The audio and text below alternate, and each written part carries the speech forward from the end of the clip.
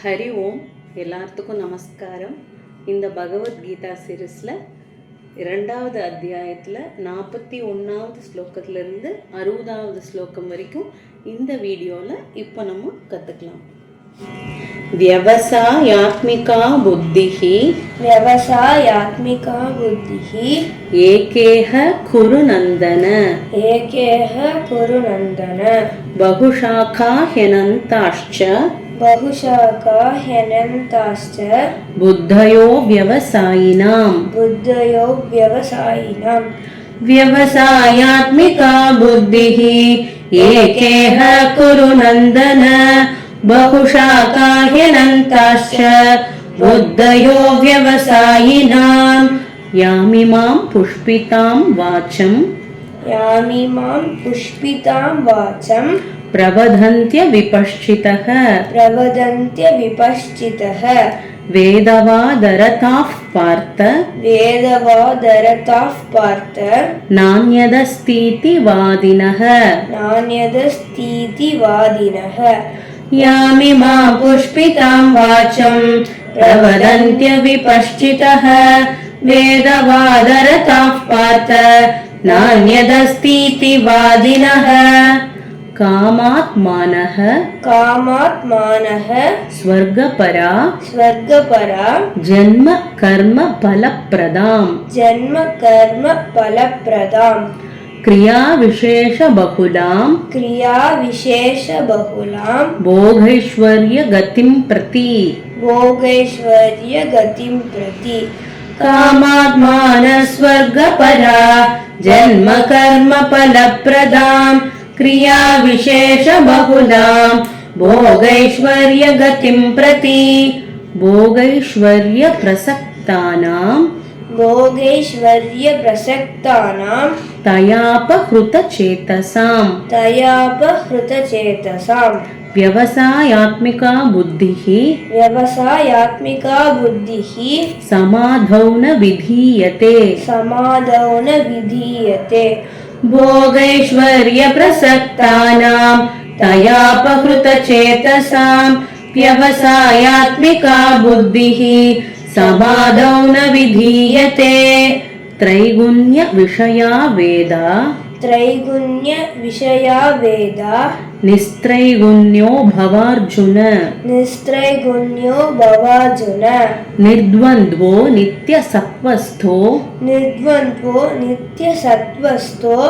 निर्योगक्षेम आत्मवान्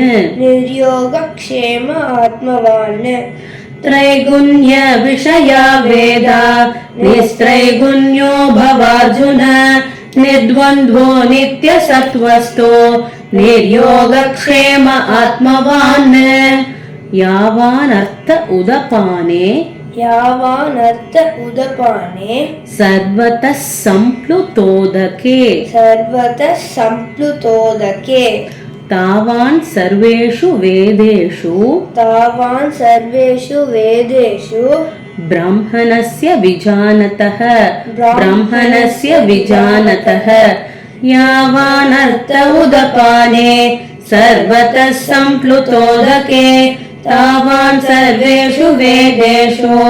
ब्राह्मणस्य विजानतः कर्मण्येवाधिकारस्ते मा फलेषु कदाचन मा कर्म फलहेतुर्भुः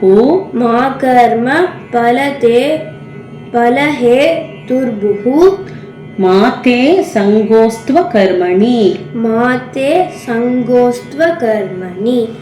कर्मण्येवाधिकारस्ते मा फलेषु कदाचन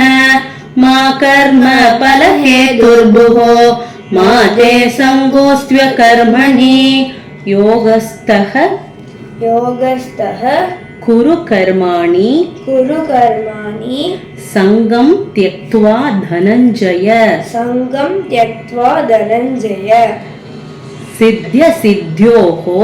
सिद्ध्यसिद्ध्योः समो भूत्वा समत्वं समत्वं योग उच्यते योग उच्यते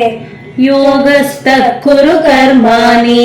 सङ्गं त्यक्त्वा धनञ्जय सिद्ध्यसिद्ध्योः समो भूत्वा समत्वं योग उच्यते दूरेण ह्यवरं कर्म दूरेण ह्यवरं कर्म बुद्धियोगात् धनञ्जय बुद्धियोगात् धनञ्जय बुद्धौ शरणमन्विच्छ बुद्धौ शरणमन्विच्छ कृपणाः फलहेतवः फलहेतवः दूरेण ह्यवरं कर्म बुद्धियोगात् धनञ्जय बुद्धौ शरणमन्विच्छ कृपणाः फलहेतवः बुद्धियुक्तो जहातीह बुद्धियुक्तो जहातीह उभे सुकृत दुष्कृते उभे सुकृत दुष्कृते तस्माद्योगाय युज्यस्व तस्माद्योगाय युज्यस्व योगकर्मसु कौशलम् योगकर्मसु कौशलम् बुद्धियुक्तो जहातीह उभे सुकृत दुष्कृते तस्माद्योगाय युज्यस्व योगकर्मसु कौशलम् कर्मजं बुद्धियुक्ता हि कर्मजं बुद्धियुक्ता हि फलं त्यक्त्वा मनीषिणः फलं त्यक्त्वा मनीषिणः जन्मबन्धविनिर्मुक्ताः जन्मबन्धविनिर्मुक्ताः पदं गच्छन्त्यनामयम् पदं गच्छन्त्यनामयम् कर्मजं बुद्धियुक्ता हि फलं त्यक्त्वा मनीषिणः जन्मबन्धविनिर्मुक्ताः पदं गच्छन्त्यनामयम् यदा ते मोहकलिलं बुद्धिर्व्यतितरिष्यति तदा गन्तासि निर्वेदम् श्रोतव्यस्य श्रुतस्य च यदा ते मोहकलिलं बुद्धिर्व्यतितरिष्यति तदा गन्तासि निर्वेदम् श्रोतव्यस्य श्रुतस्य च श्रुतिविप्रतिपन्ना ते यदा स्थास्यति निश्चला समादावचला बुद्धिः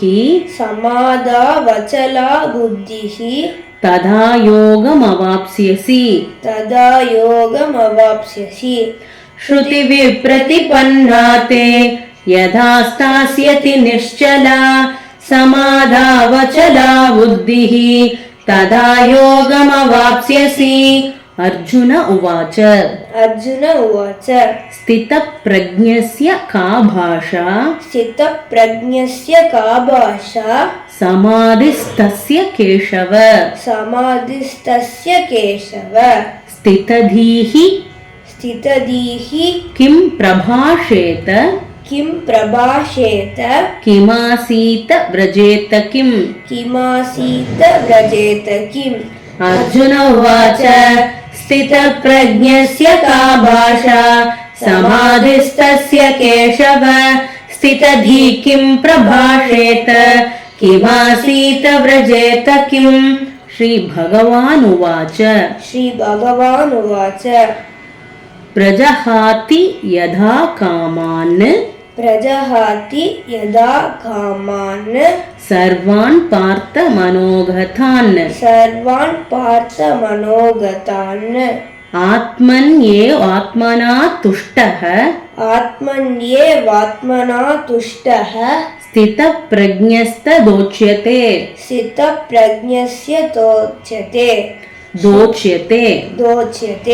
श्रीभगवानुवाच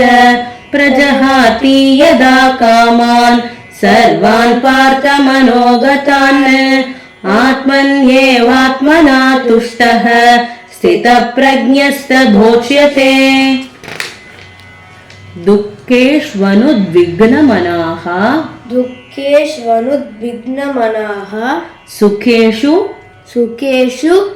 विगतस्पृहः विगतस्पृहः वीतरागभयक्रोधः वीतरागभयक्रोधः स्थितधीर् स्थितधीर्मुनिरुच्यते मुनिरुच्यते दुःखेष्वनुद्विग्नमनाः सुखेषु विगतस्पृहः वीतरागभयक्रोधः स्थितधीर्मुनिरुच्यते यः यः सर्वत्रान् अभिस्नेहः सर्वत्रान् अभिस्नेहः तत्तत् प्राप्य शुभाशुभम् तत्तत् प्राप्य शुभाशुभम् नाभिनन्दति न द्वेष्टि नाभिनन्दति न त्वेष्टि तस्य प्रज्ञा प्रतिष्ठिता तस्य प्रज्ञा प्रतिष्ठिता यः सर्वत्रानभिस्नेहः तत्तत् प्राप्य शुभाशुभम् नाभिनन्दति न द्वेष्टि तस्य प्रज्ञा प्रतिष्ठिता यदा संहरते चायम् यदा संहरते चायम् कूर्मोऽङ्गानीव सर्वशः कूर्मोऽङ्गानीव सर्वशः इन्द्रियान् इन्द्रियार्थेभ्यः इन्द्रियानीन्द्रियार्थेभ्यः तस्य प्रज्ञा प्रतिष्ठिता तस्य प्रज्ञा प्रतिष्ठिता यदा संहरते चायम् कूर्मोऽङ्गानीव सर्वशः इन्द्रियानीन्द्रियार्थेभ्यः तस्य प्रज्ञा प्रतिष्ठिता विषया विनिवर्तन्ते विषया विनिवर्तन्ते निराहारस्य देहिनः निराहारस्य देहिनः रसवर्जं रसोऽप्यस्य रसवर्जं रसोऽप्यस्य परं दृष्ट्वा निवर्तते परं दृष्ट्वा निवर्तते विषया विनिवर्तन्ते निराहारस्य देहिनः रसवर्जं रसोऽप्यस्य परं दृष्ट्वा निवर्तते यततो ह्यपि कौन्तेय यततो ह्यपि कौन्तेय पुरुषस्य विपश्चितः पुरुषस्य विपश्चितः इन्द्रियाणि प्रमाथीनि इन्द्रियाणि प्रमातीनि प्रमातीनि हरन्ति प्रसभं मनः हरन्ति प्रसभं मनः यततो ह्यपि कौन्तेय पुरुषस्य विपश्चितः इन्द्रियाणि प्रमातीनि हरन्ति प्रसभं मनः இப்போ 41வது ஸ்லோகத்திலிருந்து ஒட்டுக்கா பாராயணம் பண்ணலாம். व्यवसायात्मिका बुद्धिः एकेह कुरु नन्दन बहुशाखाह्यनन्ताश्च बुद्धयो व्यवसायिनाम् यामिमां पुष्पितां वाचं प्रवदन्त्यविपश्चितः वेदवादरताः पार्थ नान्यदस्तीति वादिनः कामात्मानः स्वर्गपरा जन्म कर्म फलप्रदां क्रिया विशेष बहुलां भोगैश्वर्य गतिं प्रति भोगैश्वर्य प्रसक्तानां तयापहृत चेतसां व्यवसायात्मिका बुद्धिः समाधौ न विधीयते त्रैगुण्य विषया वेदा निस्त्रैगुण्यो भवार्जुन निर्द्वन्द्वो नित्यसत्त्वस्थो निर्योगक्षेम आत्मवान् यावानर्थ उदपाने सर्वतः सम्प्लुतोदके तावान् सर्वेषु वेदेषु ब्राह्मणस्य विजानतः कर्मण्येवाधिकारस्ते मा फलेषु कदाचन मा कर्म फलहेतुर्भुः मा ते सङ्गोऽस्त्वकर्मणि योगस्थः कुरु कर्माणि सङ्गं त्यक्त्वा धनञ्जय सिद्ध्य सिद्ध्यो समो भूत्वा समत्वं योग उच्यते दूरेण ह्यवरं कर्म बुद्धियोगात् धनञ्जय बुद्धौ शरणमन्विच्छ कृपणाः फलहेतवः बुद्धियुक्तो जहातीह उभे सुकृत दुष्कृते तस्माद् योगाय युज्यस्व योगः कर्मसु कौशलम् कर्मजं बुद्धियुक्ता हि फलं त्यक्त्वा मनीषिणः जन्मबन्धविनिर्मुक्ताः पदं गच्छन्त्यनामयम् यदा ते मोहकलिलं बुद्धिर्व्यतितरिष्यति तदा गन्तासि न वेदम् श्रोतव्यस्य श्रुतस्य च श्रुतिविप्रतिपन्ना ते यदा स्थास्यति निश्चला समाधावचला बुद्धिः तदा योगमवाप्स्यसि अर्जुन उवाच स्थितप्रज्ञस्य का भाषा समाधिस्तस्य केशव स्थितधि किं प्रभाषेत किमासीत व्रजेत किम् श्रीभगवानुवाच प्रजहाति यदा कामान् सर्वान् पार्थमनोगतान् आत्मन्येवात्मना तुष्टः स्थितप्रज्ञश्च दोच्यते दुःखेष्वनुद्विग्नमनाः सुखेषु विगतस्पृहः वीतरागभयक्रोधः स्थितधीर्मुनिरुच्यते यः सर्वत्रानभिस्नेहः तत्तत्प्राप्य शुभाशुभम् नाभिनन्दति न द्वेष्टि तस्य प्रज्ञा प्रतिष्ठिता यदा संहरते चायम् कूर्मोऽङ्गानीव सर्वशः इन्द्रियाणीन्द्रियार्थेभ्यः तस्य प्रज्ञा प्रतिष्ठिता विषया विनिवर्तन्ते